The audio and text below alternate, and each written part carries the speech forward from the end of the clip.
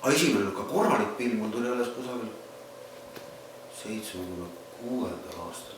Mis korralik, siuke pill maksab tänapäeval kuradi $50 ja ma arvan, et Staag on sellest parem. Aga selle pilli ma ostsin Uno Loobi käest. See oli SG koopia. Kasuga SG koopia.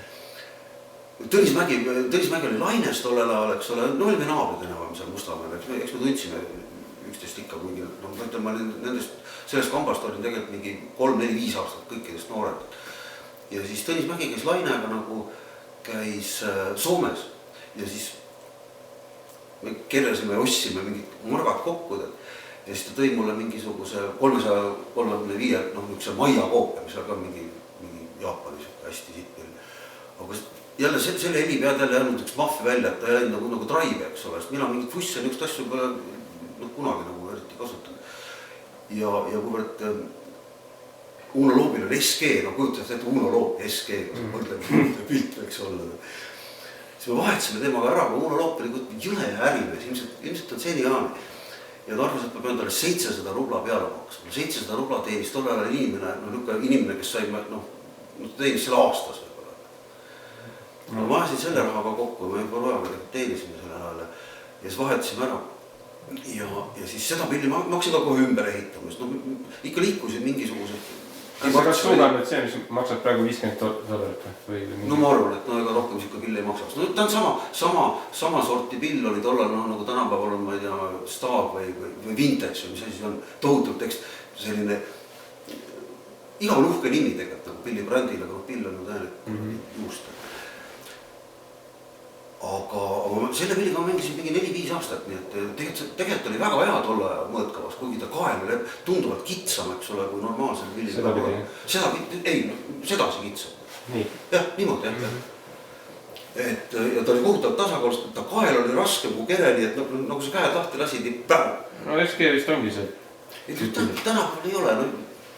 SG-l, mul SG on alati meeldib, ma möödud suvel nagu selle ostsin ühe vana kasutatud pilli.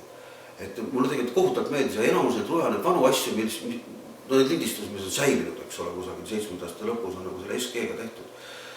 Et see oli üks väga, tegelikult oli hea pill. See on progeperioodi loodust. Jah, need on kõik mängitud sellega. Ma kasutasin veel MXR-i Düna kompi ja mingi kompressorit.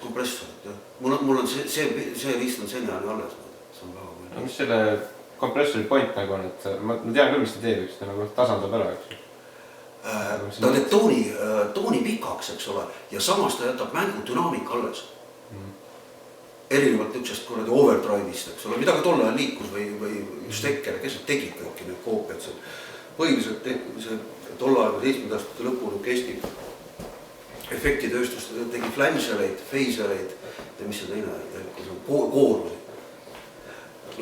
Mina pole kunagi elus kasutanud. Ükskord kasutasin ühel kontserdil ja pärast seda ma olin selle just, ma ei tea, 300 rubla eest ostnud ja siis ma lõin selle kirvega suvilas, katkis, ma käis kohutavalt närvid. Kooruse. Ei, see on koorus. Selle nimi oli flange. Mille nad tegid seal, tipis oli siukene põrandalune nagu töökorra, kus toskavad mehed tegid. Ja neid riistu ma pole edaspidi mitte kunagi kasutanud. Pillimängust ja sellest saab niisuguse maigu suhu. Ma üldse ei kahtle, et iga tänapäeva 100-eurone pill on oluliselt parem kui minu tolle aega suuga, millega, eks ole, lindistatud. Aga selleks pidi seda asja kuidagi eriliselt armastama või eriline fanaatik olema, et midagi lähedast välja võluda. Aga kui sa tolle aja lindistusi kuulad, eks ole, see Elmu Värk ja Andres Põldra, võlusid igavesti sittadest pillidest välja täiesti korraliku saudi. Seda me ei saa tagantjärele kunagi proovida, mis siis oleks saanud, kui ma ei tea, minul oleks olnud õige pill, millest ma olen alati Les Pauli pidanud nagu selleks pilliks, mida ma tahan, eks ole. Või seda 333, millega Hõuv mängis, eks ole. No ma ei tea, ilmselt oleks ka minust võib-olla teistsugune pillimees saanud, kui ma oleks saanud sellega kohe teha. Ma ei usu, et sita pilliga hästi mängima õpib, sest poole sellest ajast läheb häälestamise peale. On üks asi, mida ma kuradi mis vanast peast inimese kõrgudega muutub, ma tunnen häälest ära esimese kuradi 5 sekundit kohe. Mõjutab soundi kohe. Ta mõjutab soundi ja piisab väga väikesest kõrvale kaldest, kui see kohutult närvidele käib. Aga tolle ajal pill, nad ei saanud ju häälestada, see kostab ka lindistustelt välja, eks ole. See on füüsiliselt võimalik, et $50 häälestab sama hästi kui ma ei tea 5000.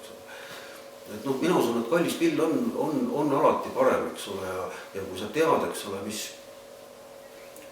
mingi ettekujutus nagu soundist ja mängust ja sellest on ju igal inimesel ikkagi olemas, eks ole, ja kui sa saad kindla peale olla, et sellise pilliga on mängitud selline muusika, mis sulle meeldib ja mille sarnast sa ise saaks teha või samamoodi mõtelda, siis parem pigistada kui hambad kokku ja osta kallim pill selle asemel, et osta 5 nõukogude aegset ja ma tean Eestis ka inimesi, kellel on mingi nostalgia nõukogude aegsete pillide vastu, kelle seinad on täis seda saastades. Ma ei saa sinna tuppa ka minna, mul on ka füüsiliselt talud, see on kõik see, millest ma tahaksin võimalikult kaugele ennast hoida.